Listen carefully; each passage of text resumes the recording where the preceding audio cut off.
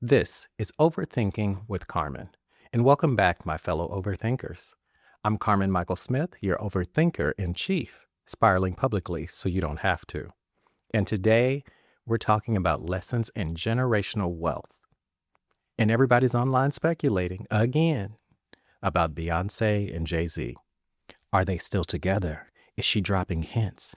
Will the next album be a breakup announcement in disguise? Everyone's looking for clues, and I just want to help y'all out.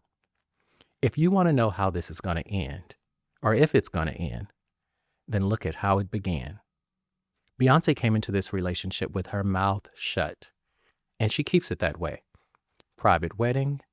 I remember being in New York and they had the tents up over the top of the building and they were planning so that you couldn't see anything, but helicopters were circling and paparazzi was stationed outside 24 hours just to see, is this the day? Is this the moment?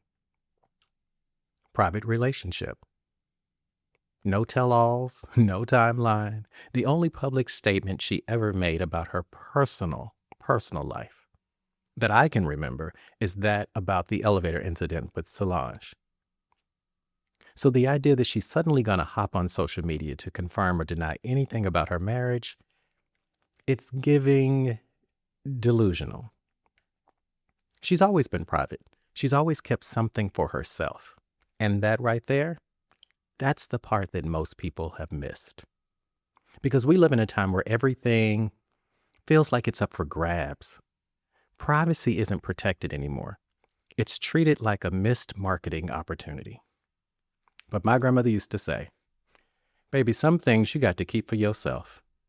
And speaking of keeping things for yourself, Beyonce, she just pulled her entire music catalog from TikTok this week. Negotiations collapsed, licensing failed, and just like that, no more Beyonce on TikTok. Because she knows her worth. I believe she owns her masters. Because everything isn't for public consumption just because the public demands it. You remember those visuals y'all still asking for? See, that's generational thinking. That's inheritance thinking. That's not giving away everything like Oxtails. Yeah, I said it, and we going there. Because Oxtails are like $1 million a pack. Oxtails used to be poor folk food, cheap cuts, soul food, comfort. Now, Oxtails are gourmet.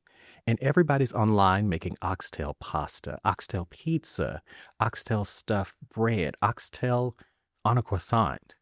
Why? Because y'all couldn't help but post every recipe, every hack, every oxtail pizza and oxtail croissant on social media. And I'm not against sharing culture. I'm not here to tell you to hoard your culture. But let's be real. There's a difference between gatekeeping and giving away the whole damn house. Gatekeeping means you can't sit with us. This here is the entire blueprint. Take it, remix it, resell it back to me at twice, sometimes quadruple the price. Your grandmother's recipe wasn't just food. It was intellectual property.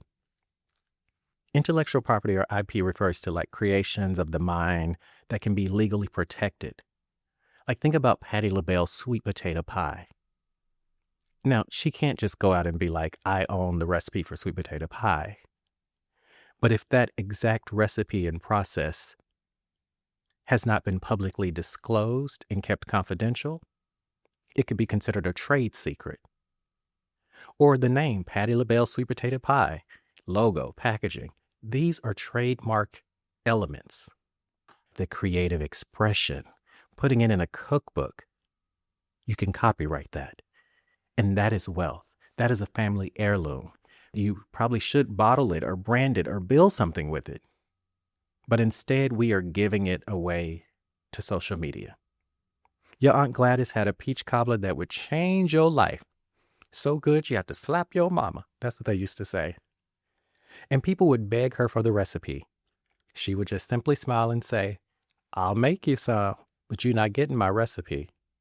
Because the recipe was the legacy. That was the inheritance.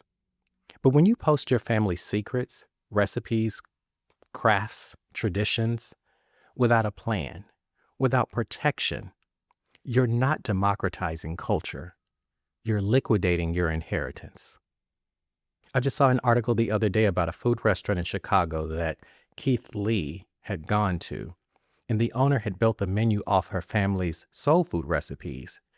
And now the restaurant is so large, or has grown so much, that she has 3 locations. And still, I have to watch people complain about not having generational wealth while actively giving away their family's most valuable, transferable knowledge. If your mac and cheese could win awards, don't post it. Package it, sell it, build something. Because when you post it all for free, you're not being generous. You're saying you don't know what it's worth. People have used patents to steal from people who didn't know how to protect what they created. And social media is no different. You gave it away, and now it's everywhere. And now you're mad that it's expensive, and you want it back. Look, I understand every family may not have recipes, but every family has something that is valuable, and you don't have to sell it. But you ought not give it away so someone else can. Beyonce understands that. She has never handed out the full formula.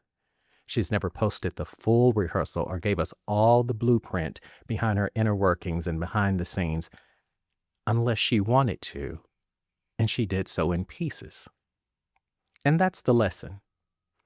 Everything is not for content. Everything is not for clicks. And everything is not for you. So the next time you feel tempted to post Big Mama's secret sweet potato pie recipe, ask yourself this: is this for legacy? Or is this just for likes? I'm Carmen Michael Smith, your overthinker in chief. Thank you, overthinkers, for spiraling with me once again.